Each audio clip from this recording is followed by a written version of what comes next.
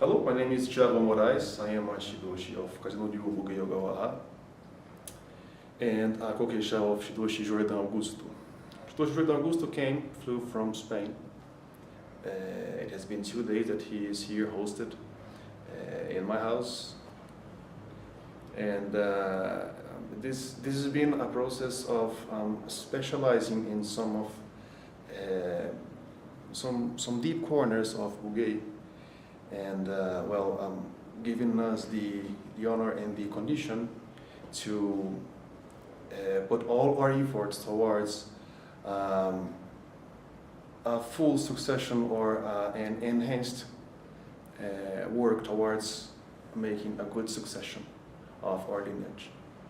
Therefore, what we have studied today, I'd like to share with you. When I was young, pretty much younger than today, I heard once from him the explanation of time, the studies of time in Bugei. And what I heard was just a brief, just a spark, just a pebble of information at that time. And also that, it was no time for that. Time is studied after very high graduations, not because of the graduations themselves, but because of the clearance or the, how can I say that?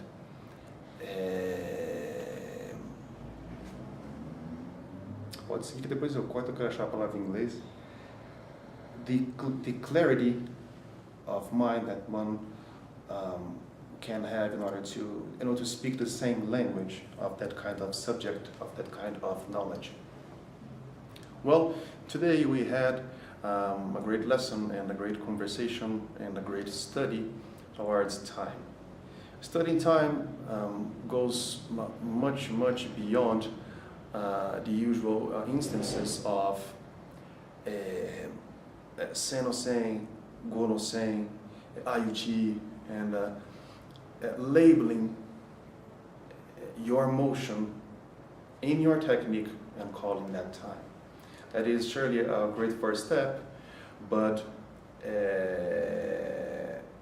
what we have to have in our mind during this kind of study is that it comes to a level that is so high and so interesting that many times someone attacks you quickly, he is certain of his attack, and during his path, during his motion,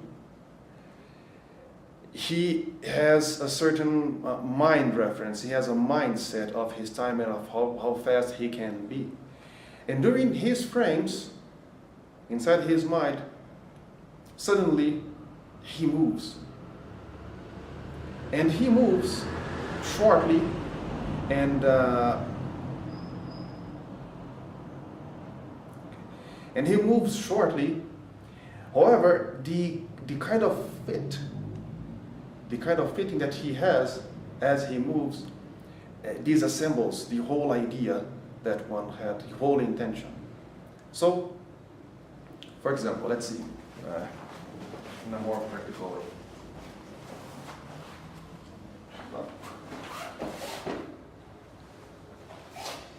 If we are talking about one-to-one time, that is what we first study in the first Suguri, in the first Seite Kata, and so on, in which we are usually in Ayuchi.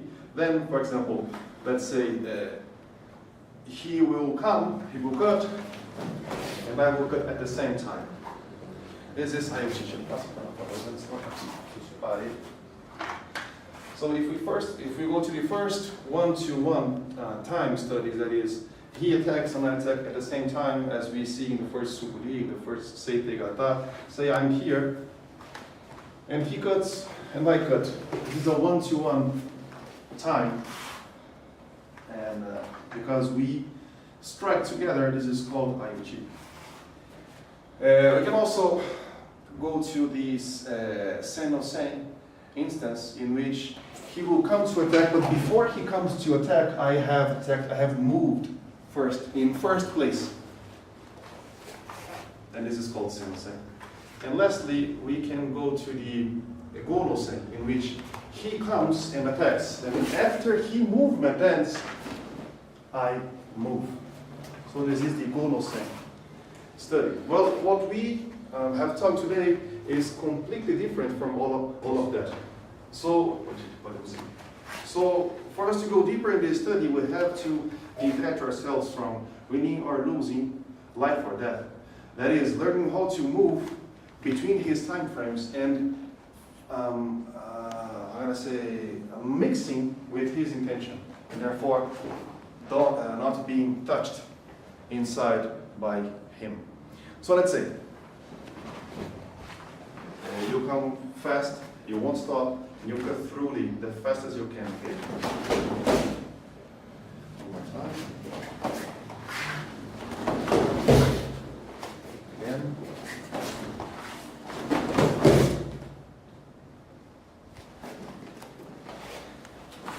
So the idea is that instead of measuring his time, now slowly, he'll come slowly. I'm measuring, then I will try to reach him before. No. Empathy with his spirit, let's say, in the lack of a better word. Empathy with his intention. Allowing his intention to come and not attempting to refrain or to stop or to overrule his intention. That is, between his movements, I barely move.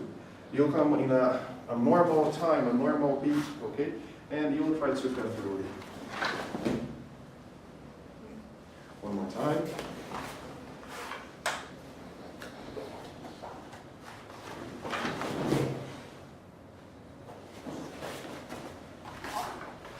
But he will not look to my sword or to me. So he'll try to cut me as an ending to this situation.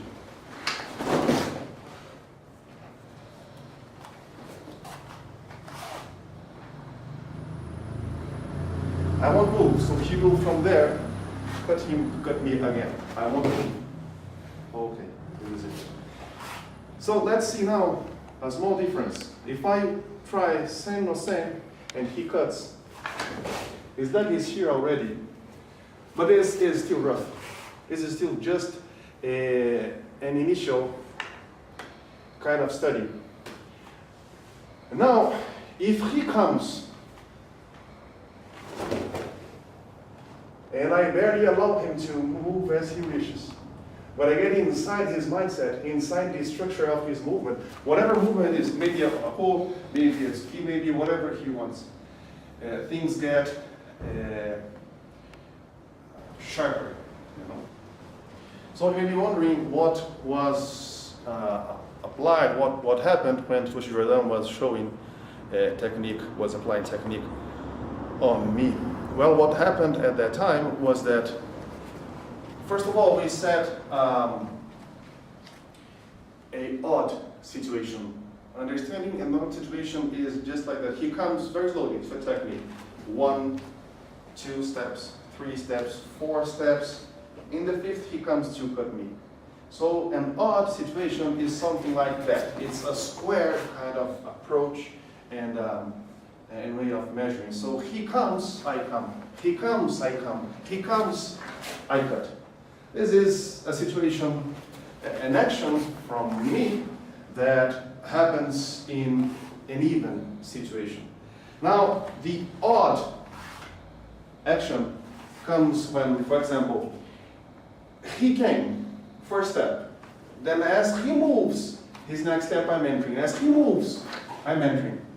So this is odd. It means we are acting in between his frame set.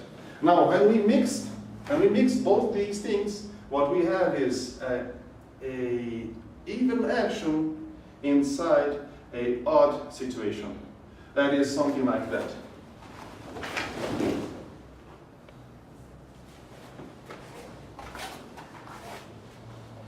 Or something like that.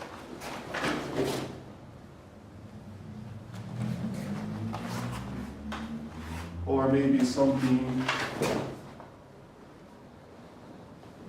in which his hips already came, so he can't stop his movement.